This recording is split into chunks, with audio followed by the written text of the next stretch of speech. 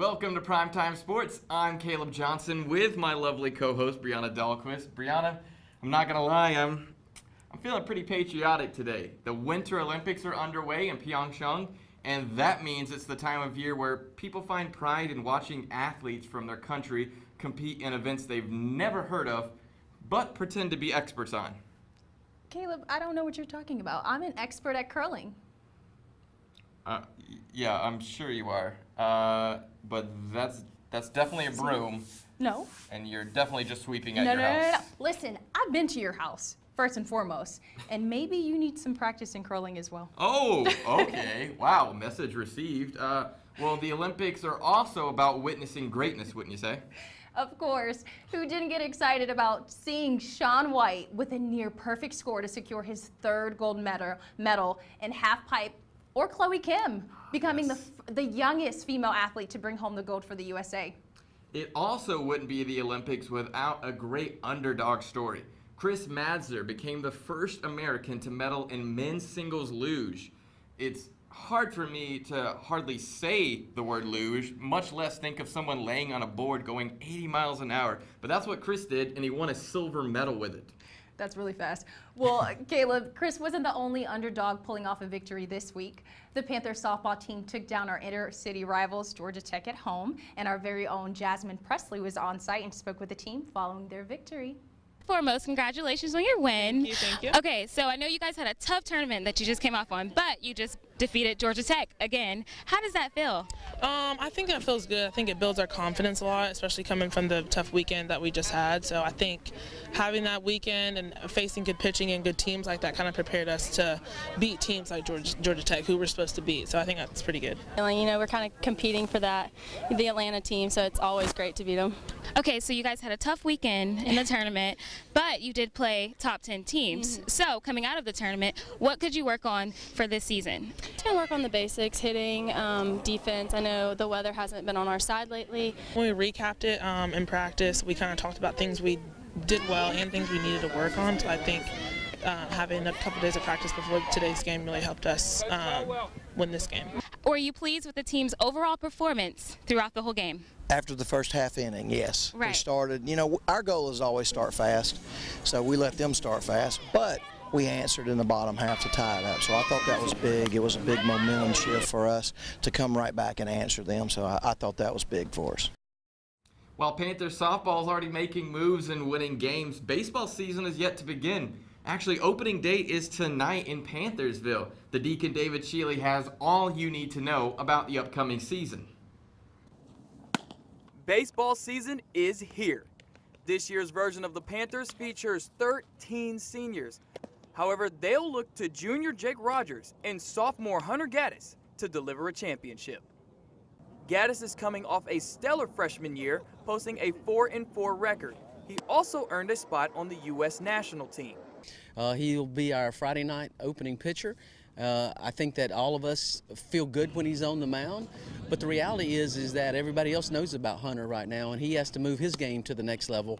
And if teams can beat him, they're going to put a real feather in their cap. So the challenge is going to be on Hunter and then within our team to support him, because it's all going to be elevated.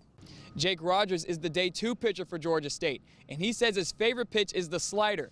That's when your middle and index fingers are hard pressed against the outer seam of the baseball, your thumb on the opposite. I was the Saturday guy in junior college, so I was expecting to come in here and earn my spot, and I have, and I'm excited to roll it out there. I think our team has a lot of confidence when Jake's throwing. He works quick, he throws the ball in the strike zone, he mixes it up, he's extremely competitive, and I think we expect to win when he takes the mound. The Panthers open the season with the 3-game Atlanta Challenge. For Primetime Sportz, I'm David Shealy. Tonight's season opener is against Bradley University. And while baseball season may just be getting started, the Georgia State men's basketball team is in the thick of Sun Belt Conference play. Tonight they play the team down south, Georgia Southern. Not only is it a big deal between seeding in the Sun Belt, but the game will be broadcast on ESPN2 at 9 p.m.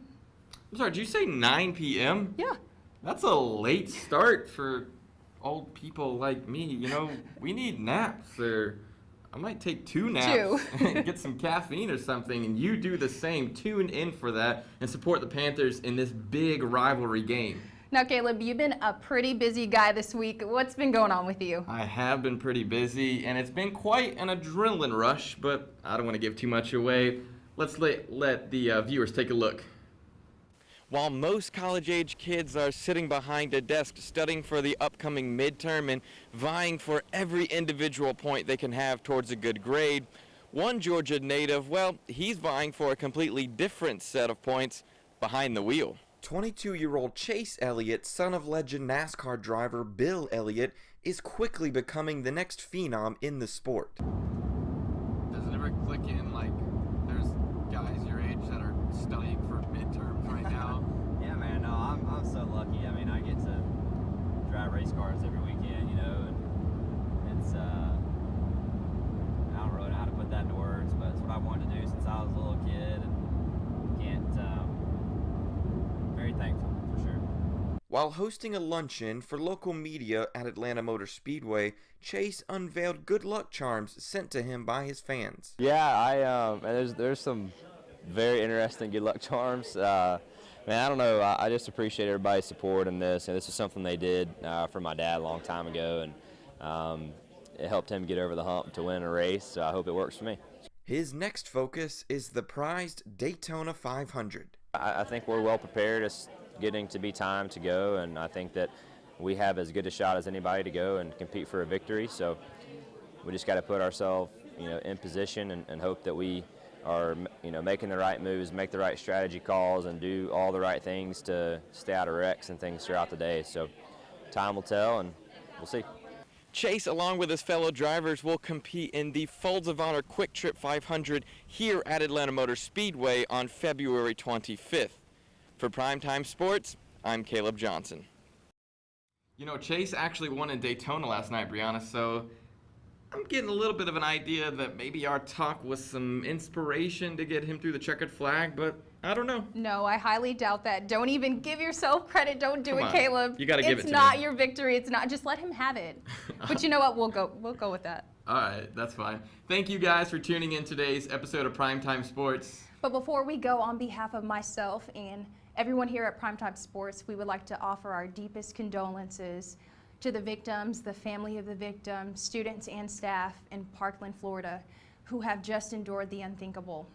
Our thoughts and our prayers are with you, not just now, but forever. You guys have a blessed weekend. Take care.